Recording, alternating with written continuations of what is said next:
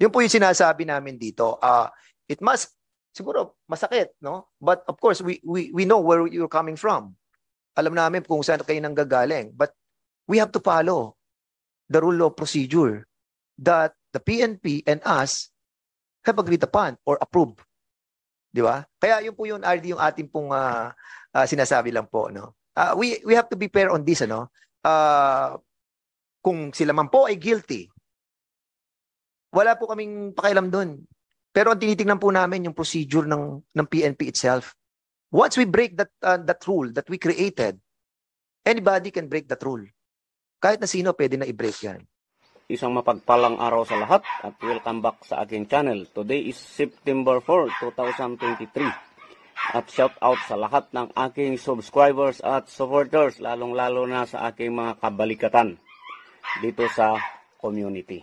Okay, so magbibigay ako ng isang reaksyon at opinion hinggil sa isang insidente kung saan masasabi natin na meron na namang ginawang isang kapalpakan ang ating PNP.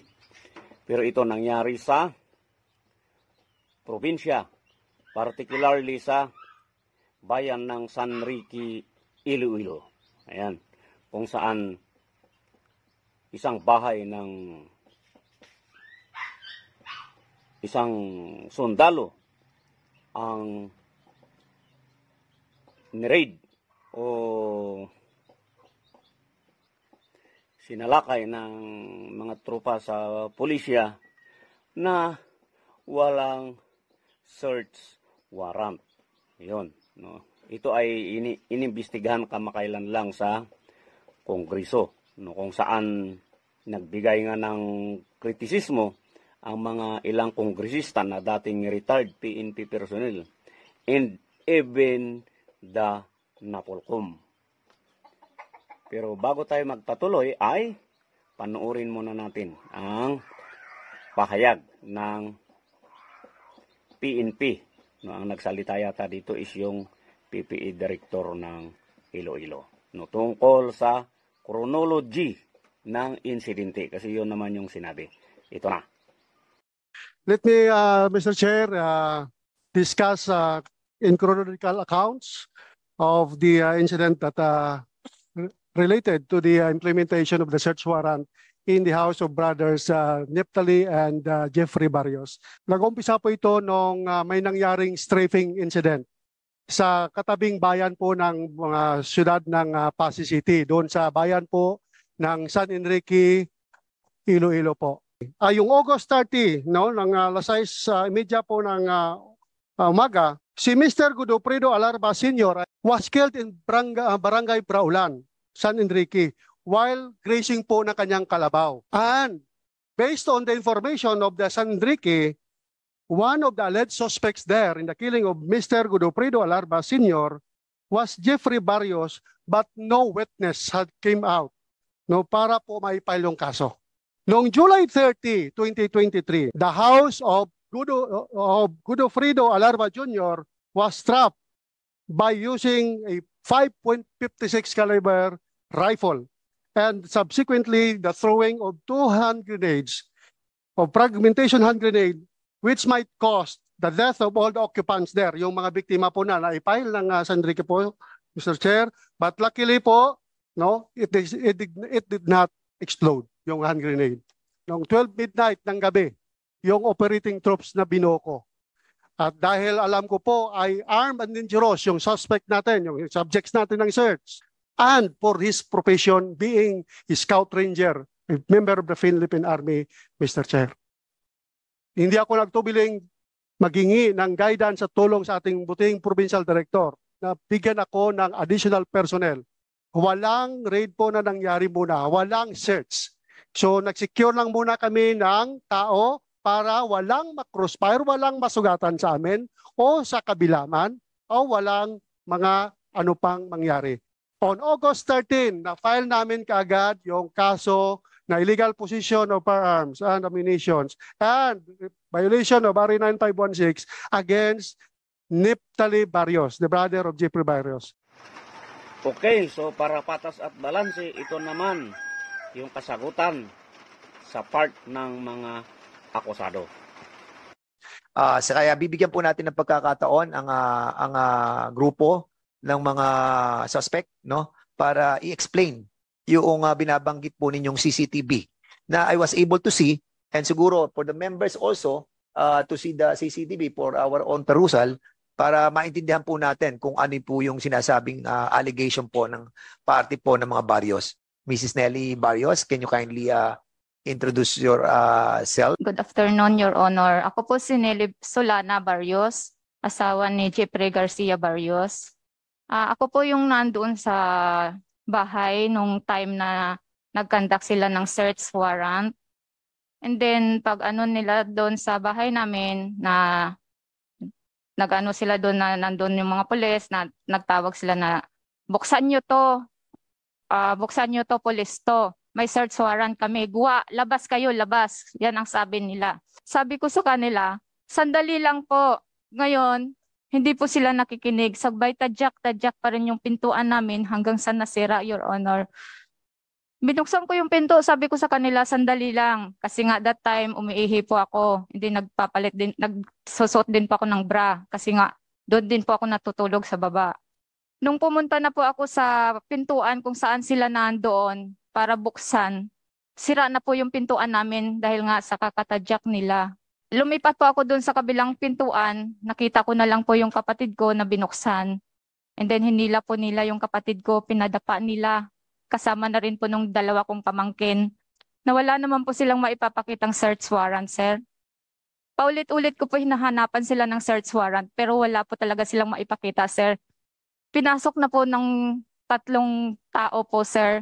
Isang nakasibilyan, umakyat po sa taas ng bahay namin. Ang tanong ko po, bakit po sila pumasok sa bahay namin na wala naman po silang naipakitang search warrant sa akin, wala ring kagawad, walang kapitan. Hinahanapan ko po sila, wala po. Pagkatapos paulit-ulit ko po talaga sila hinahanapan ng search warrant, sir. Bakit may pumasok ng pulis sa bahay namin? May pumasok ng kasamahan nyo. Bakit anong ginawa niya doon sa taas na wala na pong tao sa bahay? Pinalabas na po nila kaming lahat. Pero sila pumasok sa loob. Makikita naman po lahat sa CCTV, sir. So, all right. So siguro bigyan natin ng pagkakataon si Jeffrey, Sergeant Jeffrey Barrios. Siguro ikwento mo lang kung ano yung mga nalalaman mo. Yung sinabi po ni Hepe na out of issues naman yung sinabi niya Force report ka pa, Hepe. Yung kapatid ko nakulong 2014 pa yun nakulong. Bakit sinabi mo nakulong ngayon? Tapos yung nangyari doon, Mr. Chair, may nangyaring shooting incident sa barangay Baraulan, San Enrique July 30 to AM ata yun. Ngayon nung natapos yung ano nila doon, investigasyon siguro, wala silang makuha na o madampot na ikulong na tao kung sino naggawa nun. Ako yung pinagbintangan nila kasi may away daw yung Alarba sa kapamilya ko Barrio sa Alarba. Samantala, matagal na panahon yun, 28 years na nangyari doon. Bakit ako pa yung magawa nun? Tapos sabihin nila na ako daw yung gumawa, naghagis ng granada. Kung ako gumawa yun, naghagis ng granada, military ako, Hepe. 2 granada, hindi ko kaya kunan ng pinyon at ihagis. Baka siguro ubos na sila lahat doon kung ako naggawa nun. Tapos Mr. Chair, nung sinabi ni Hepe na ako daw, pero andoon ako sa camp namin, andun ako kasi naka-red alert kami ongoing yung operasyon ng brigade. Kailangan yung tao andyan talaga kasi dual ako doon dual function mechanic ako tapos driver ng armor tank. Kaya hindi ako makaalis-alis doon. Tapos Mr. Chair, yung mga witness ko doon nagpapatunay naman na handa silang tumulong kasi andoon talaga ako pinasok nila yung bahay namin. Kawawa naman yung misis ko, wala po. At ito naman ang discussion na ibinigay o inihayag ng NAPOLCOM at ni General Acop ay Congressman Acop. Pakinggan natin. Pinilit niyo yung buksan yung pinto. Nung pinilit niyo binuksan yung pinto, pinalabas niyo yung mga bahay. Hindi naman kayo nagdala ng member of the family. Kasi nakikita natin sa CCTV, nakalabas lang lahat na occupants. So anong intention? Ano ngayon yung wisdom ng batas? Bakit kailangan ninyo magsama ng family member or locality member sa bahay? para walang planting of evidence. Kaya kung kayo, may kinuha kayong baril doon sa itaas, wala kayong testigong dinala sa pagkuha yung baril sa second floor, this case will be dismissed again because the interpretation of the law is always in favor of the accused. So, lahat tayo mag-aral. Thank you. Mr. Chair, maybe just like the Vice Chair of NAPOLCOM, I am bothered by the statement of Lieutenant Colonel Palomo that they can violate the provision of the rules on procedure just to make sure na wala pong tao na babaril po sa inyo. Di po ba? Yun ang statement ninyo eh. I think that's wrong because there are other ways of, shall we say, attaining that. For example, the question is, why would you enter a dwelling without any search warrant yet? Bakit yung pinasok ng dalawa yung bahay? Walang search warrant. Because in the video, the lady was asking whether you have a search warrant or not. You're not able to present a search warrant. So what authority do you have to enter the dwelling of a place, the dwelling of a person, which is sacred and protected by law? Mali yung iniisip ninyo eh. Mali yung proseso na sige ginagawa ninyo. I do not know if the Vice Chair or the good prosecutor would agree doon po sa ginawa nyo na pwede palang pumasok yung dalawang pulis doon sa bahay without any search warrant when asked by the occupant. Mukhang may mali po doon eh. Dahil ang isip po ninyo dahil baka mabaril. Tapos kung magdadala kayo ng witness, baka mabaril din yung witness, kargado pa ng konsensya ninyo. But there are other ways of attaining that objective. Normally, nung panahon namin, pag sinesearch namin yung lugar at delikado at wala pa yung search warrant, pinapalibutan namin para wala nang makaalis na tao. At pagdating na nung search warrant, which is the authority provided for by law para gawin ko yung dapat kong gawin, that would be the only time that I can enter the dwelling of an individual. So, yun po dapat ang sundin natin. So there's something wrong. That's why I'm bothered doon sa inyong mga statement because it is expressly provided for by law na kailangan pag pumasok ka sa bahay na may bahay, meron ka dapat witness. Hindi nyo po nasunod yun. Pangalawa, pumasok po yung dalawang pulis, according to the video, wala pa yung search warrant.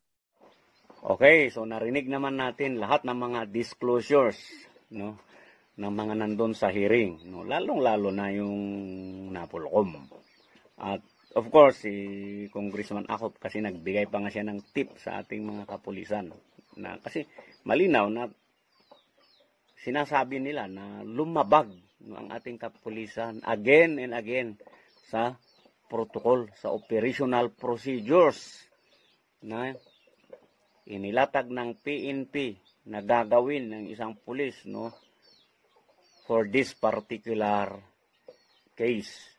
Kasi nalabag na naman, no, yung karapatang pantao. Sabi nga yung NAPOLCOM, malamang madidismiss yung kaso kasi hindi na naman nasunod yung procedures.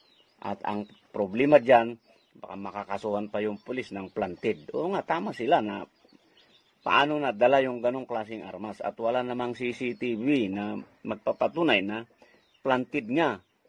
Pero, siyempre yung nangyari nga, wala nga search warrant. Diba, pumasok na sila. Kasi yung nabasa ko doon sa report ng Inquirer, parang alas 4, dumating na yung kapitan, alas 7. Nako, di ang tagal na. Ang ano yung kwan.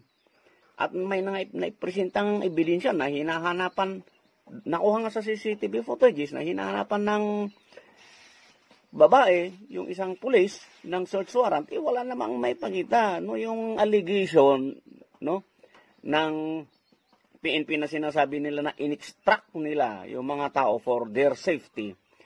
Wala yun, nung hindi tatayong ano yun sa korte. Dahil gaya ng sinabi ng NAPOLCOM Dapat niya, nagdala sila para may mag-testify na walang planted na evidence.